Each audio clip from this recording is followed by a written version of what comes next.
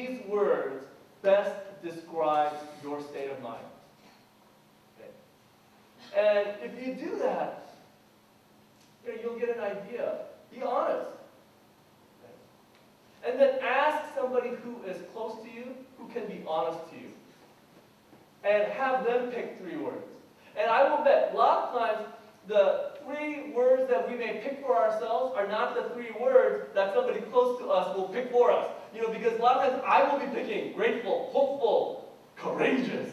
That's good. My wife will pick stubborn, defensive. Something like that, right? Are you guys thinking the same thing? Is it just me and my wife? Come on, Kay, tell me the truth about Han. He's, oh my gosh, you are such a good brown noser. Have you guys heard of the expression, the heart wants what it wants? The heart wants what it wants. It's an expression that basically says that a person cannot help what they want. Right? It's just my heart, it wants what it wants. The truth is that the heart wants not what it wants, but the heart wants what you are thinking about. If you are thinking, oh my gosh, I want to go golf, I want to go golf, I want to go golf, I want to go golf, I want to go golf, I want to go golf, what do you think is going to be in your heart? Golf! Right? Whatever you are thinking about, that's what's going to be in your heart. And that's what we have to understand about ourselves. And that's our passion. Our passion is not about the heart. It's about what you're thinking about. That determines your passion. Look at what Colossians 3:2 says. And Paul understood this, and that's why he says, set your minds on things that are what? Above. Meaning God's things. Think about God's things in your life. Not on the things of the flesh. Not on things that are of this earth. But start thinking and filling your mind with God things, and you know what? God things are going to start happening in your life. That's just natural. That's what happens. A few weeks ago, HT challenged us and asked if we, I love it. I was shocked that such a profound thought came from HT. I'm going to write it down. I wrote it down and I'm going to use it again. He said, he challenged us and said, are we going to be a thermometer or are we going to be a thermostat?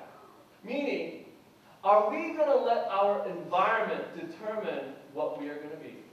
Or are we, in who we are, going to determine what our environment is going to be? What the people around us are going to be? I love that challenge! The reality is, though, that there are too many things in our minds. Too many things that we think about. Too many things going on in our life that we cannot stop to smell the roses. That we cannot stop to invite God into our life. That's how fast our lives have become. We need to slow down a little bit. We need to take a pause and say, God, I invite you into this place. Recently, Joshua Bell, who is thought to be, here's a little picture of him, who is thought to be the world's best violinist. And he owns one of those Stradivarius violins that are worth millions of dollars now. Did a little experiment and went to a metro station in Washington, D.C.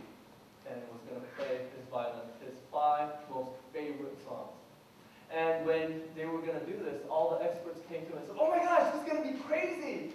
It's going to create chaos. We're going to, get hire a lot more police security and things like that. What do you think happened? Here, we're going to watch this video and see.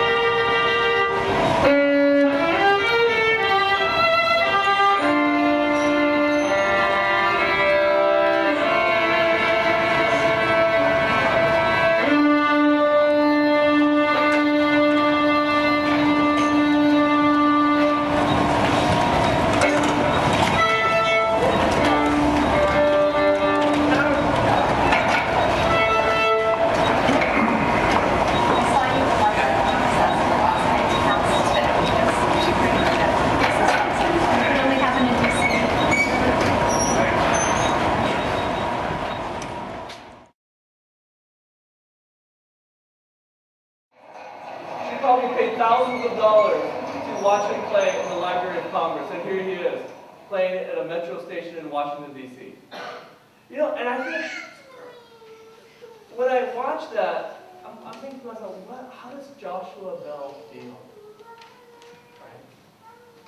And how does God feel in our life? He plays and he plays and he plays and he invites us. And our lives have become so busy, filled with stuff, that we can't stop to listen to God.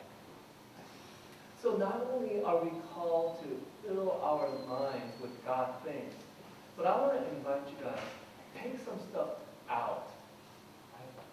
Don't be so busy. Make room for God in your life. And I think too many of us, our lives are filled with worry. Because there's so many things going on out there. Our lives, it's easy to worry about stuff. And there's a little worry test there for you. See where you are in the bulletin. It's there. You know, do you wish you worried less? Do you worry sometimes? Do worries pop into your mind and take over your thinking? Do you find compliments and the reassurances hard to take? Are you more concerned than you wish you were with other things that you think about? Meaning, is there just too much going on in your head? How much do you procrastinate? How much do you avoid confrontation? Do you ever feel compelled to worry that certain bad things might happen if you don't worry about them? That's me.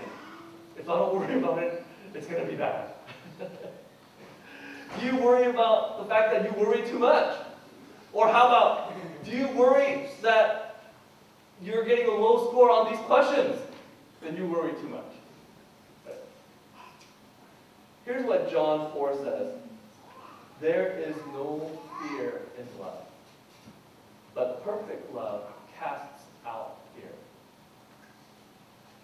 That's what we need to invite the love of God into our life. Say, God, you know, I know it's not enough just for me to know not to worry.